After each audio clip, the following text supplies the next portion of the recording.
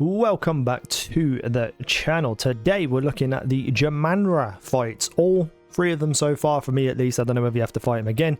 We have Jamanra Risen King, we have Torgul, I can't remember the full name for him, and then Jamanra Abomination.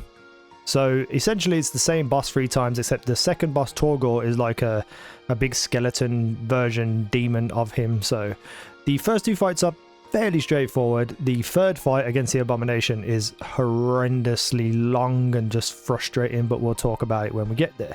Before we get into that, hit the like button, comment down below, tell me what your favorite boss is so far. Actually, I think mine might be Lord Geonor.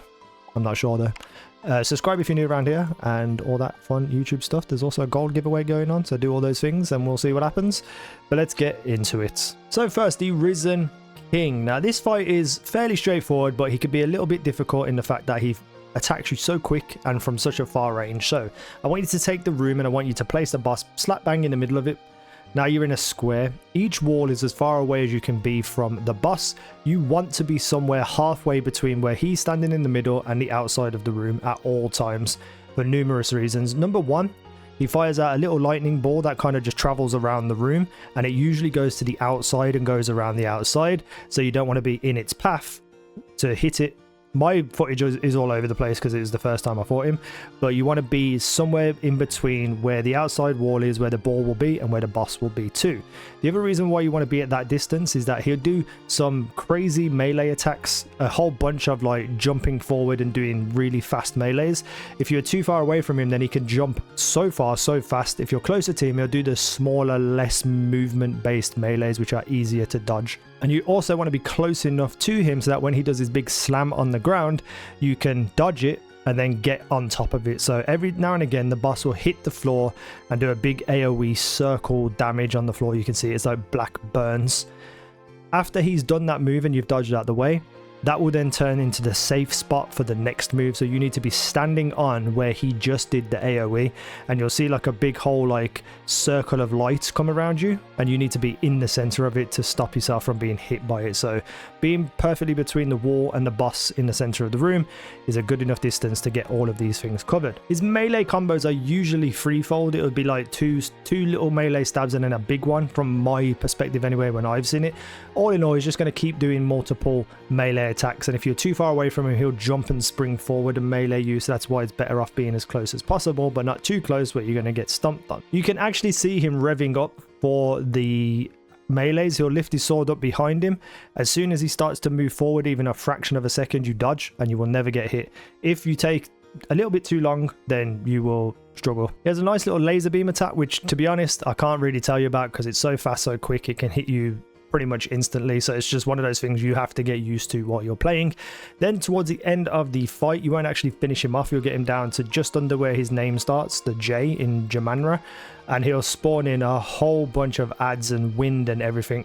I don't even know what the actual tactic is here, but all I was doing was just rolling around and killing them as many as I can. You just need to survive it. You need to out heal it, I believe, because then when he flies off, all the adds fly off as well. And that is Risen King finished. Shall finish this, but not today. Make haste. He must not escape. Next up we have Tor'Gul, and this fight seems a lot more dangerous than it is. I actually found this to be fairly easy, partly because there's a few bugs with the actual enemy model, where even though it's actually landing on you and hitting you, sometimes it just pushes you to the side and you don't get hit. Also as well, the hitbox is a bit wonky, where you can dodge pretty much directly underneath him as he slams and still dodge the move. It's really strange.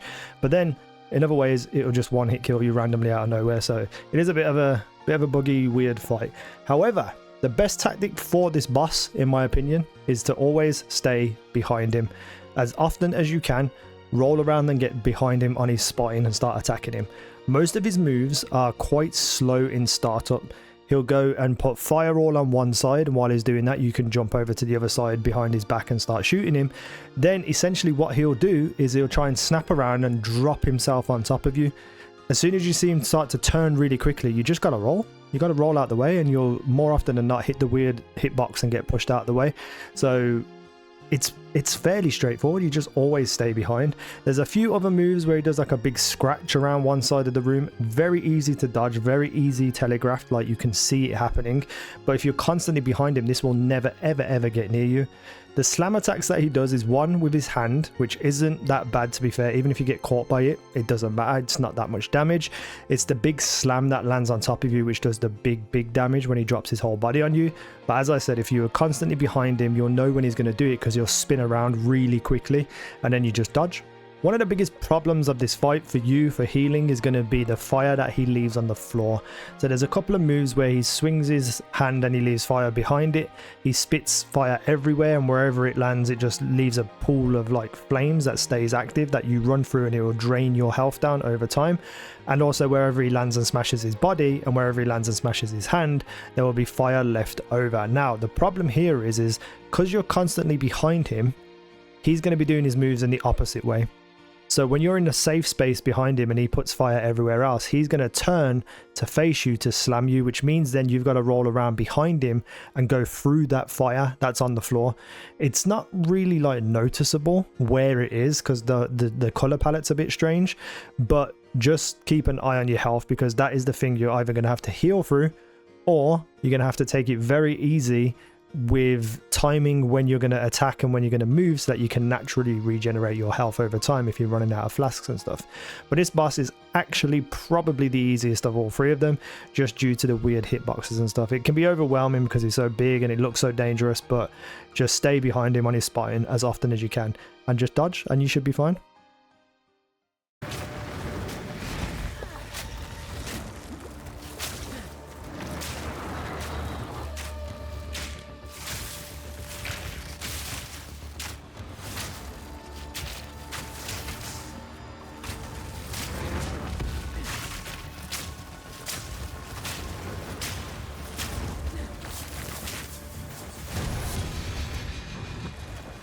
Oh boy, Jamanra The Abomination.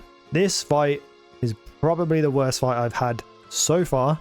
It only took me 2 or 3 tries to beat him, but it's the fact that this fight is in 2 phases, and those 2 phases are extraordinarily long. This boss has incredible amounts of health, and because of that, you're fighting him for longer. For instance, this attempt that you're seeing took 15 minutes, whereas the other ones take a couple of minutes. It's a lot, and there is a lot of mechanics and a lot of moves spread out across both phases, which means that for those long periods of time you have to stay well focused. Throughout this fight, you're going to want to try your best to never use your flasks until the last part of the second phase, because things get so chaotic so quickly that you can die immediately and you don't want to have to fight this whole fight again. So keep as many flasks as possible. And the reason why I say that is because there are no ads, there are nothing you can get your flasks back by doing.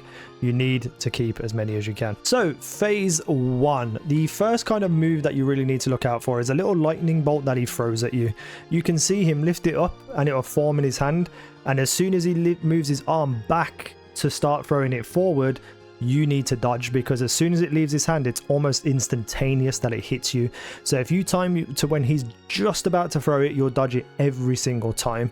The next move you need to look out for is it'll drop down 2 kind of like pendulum source things. You can see them on screen right now. I don't know what to call them, but wherever he drops them, there's going to be 2 huge lightning bolts hit the floor and leave a massive like crater of AoE damage.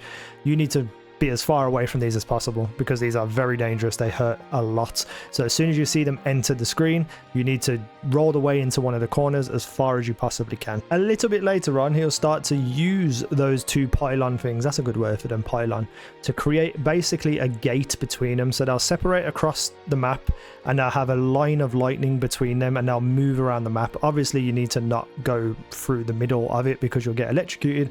However, you can roll through it and most of the time you won't get hit by it, or just, you know, go around the outside.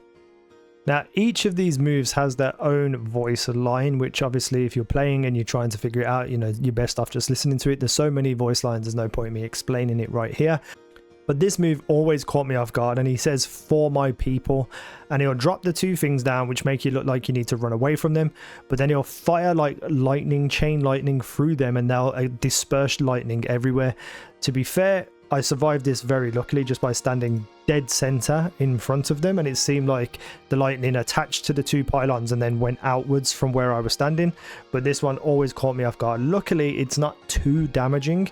So, you know, you just got to try and not get hit because of your flasks. But if you do get hit by this, it's not that big of a deal. Now, one of the other moves he does with these pylons, and it's very hard to distinguish what's going to happen, and it does catch you off guard, is that the two pylons will land and the electric will form between them. But instead of it just slowly moving towards you, they'll start rapidly coming at you one at a time.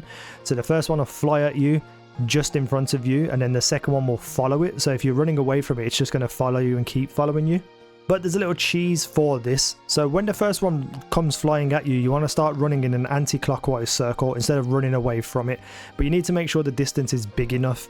What will happen is because you're running in a circle, these two pylons will keep intersecting with each other and never touch you. And you just keep running around and around and around, as you can see on screen. Now, those are all the abilities for the first part of this fight. But there is another mechanic where the boss will make a whole bunch of wind come into play. And due to this, your NPC buddy will stand and shield from any kind of damage. You need to stand behind the NPC that is behind the shield, which is blocking the wind. But on top of that, probably about 20 ankle biters spawn and come running to your location and start biting at your ankles. These are very hard to kill, and on top of that, they do a lot of damage quick. So you need to either set up ahead of time with some sort of AoE move that you can use, or just practice your rolling and dodging so that you can dodge away from them but stay behind the shield. I'm very lucky that a lot of my abilities are AoE due to being a poison ranger, but this is probably the hardest part of the first phase, is getting it right and just making sure you don't die to these little ankle biters. So for the second phase, throughout this entire fight, you're going to have 1 or 2 whirlwinds constantly moving around the map. You need to avoid them, plain and simple. They will catch you off guard sometimes. You'll be in the middle of another move and you'll be dodging another move and you won't be watching where the whirlwind is going, and you'll end up running through it. You're just going to have to try and tank the damage and hope that it doesn't kill you, because they are inconspicuous. Even though they're massive white spinning tornadoes, because you're so focused on everything else, they sneak up on you. But just try and be careful. So this boss has basically 2 huge melee attacks in this round, and they can reach you at a long distance. One of them is a giant sword, which is probably the most devastating attack in this entire fight and can kill you pretty much instantly if you're unlucky. And the other one is like a long pole arm that the boss will swing in like a semicircle. This is very easy to dodge, not have to worry about this at all. The sword though is horrific. No matter where the boss is, they'll hit the floor with it, and then like a whole thing will come flying towards you across the floor, and that projectile does incredible amounts of damage, and it can get you anywhere, and it's very fast. If you look at the boss and then the boss has this sword out, you can time the dodge pretty easily. So the boss will spawn the sword and hold it above their head, and then bring it behind their head and start to launch it forwards. As soon as that sword has passed from behind the head to just halfway through to the front of the head, that's when you need to dodge. That'll be a perfect dodge every single time. It's hard at first, but once you get the rhythm down, it becomes fairly straightforward and easy. It will still catch you occasionally because there's so much other stuff going on in the fight, but it is definitely easier to dodge than you think it is. You just got to be looking at the boss to make sure that the sword, when it passes over to the front of the head, you can dodge. As you do some damage to the boss, she'll start to throw kind of like shards on the floor, and these shards will essentially be the pylons from the prior phase, except instead of traveling around the map, they'll just sit in the map in a specific area, and they do more damage, so you need to avoid them. What I was doing towards the end of the fight is whenever this move was about to happen, I would stack them on top of each other. So whenever I'd hear, I think it was Forge of Hate or Forge of Blood or something like that, I knew they were coming, so I would make sure I was in the same corner of the map where the other one was previously, so that they sit on top of each other. Then I just need to avoid that corner of the map. So that's the way I kind of got around it. They are damaging, and it kind of gets a bit frustrating if they're in awkward places, and then while you're trying to get around them to dodge the boss, the whirlwinds are also coming that way as well, so it can stack up and get to be a lot. So make sure when you get those 2 things that connect by the electric gate, try and get them into one of the corner of the maps and try to get them on top of each other. A little ways into the fight, you're going to see the return of those lightning balls from the Risen King fight. There's 4 of them. They bounce around the room, so again, more things you have to avoid. However, what will happen with these is they will form up into like a circle, and then lightning bolts will start to hit them from above. So again, another thing that you have to dodge and avoid. And the playing area is not that big, so you need to try and stack up all of these things that stick to the ground that cause electric damage into separate corners or all into the same corner, so that you have enough retail in the fight to be able to move around and dodge. Now we get to the portion where I told you to save your flasks, because with the whirlwinds diving around, with the big sword happening, with the big pole arm being swung at you, you now have to deal with two massive forge-like openings which fire fire out of it in a crisscross way. So it essentially cuts the map into a quarter, and in that quarter you have to dodge everything we've just spoken about. So there's no real strat to this. You've just got to keep moving, keep dodging, and the one thing you need to look out for most during this section is the big sword move. Then just heal through it as best you can. It's a very long fight. It's a very arduous fight. It's probably the worst fight in the game so far for me, but when I beat it, I was so happy. So yeah, I hope these guides helped. Let me know if they did down below. Thank you for watching. I've been Easy. Now you guys have been awesome.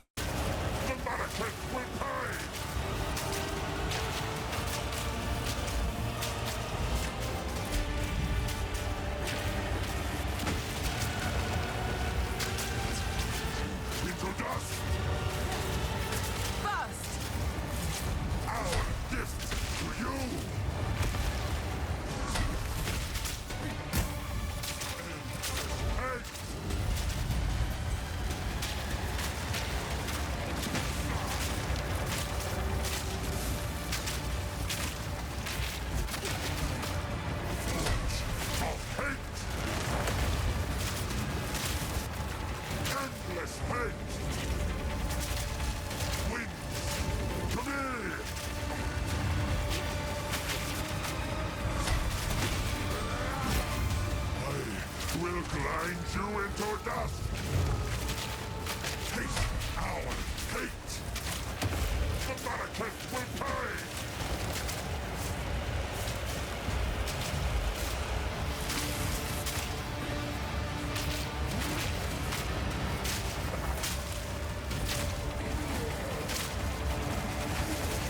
Our gift to you.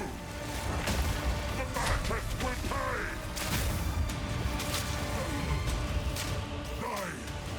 Sycamore! You have accomplished nothing. Oriana will prevail, and the Father...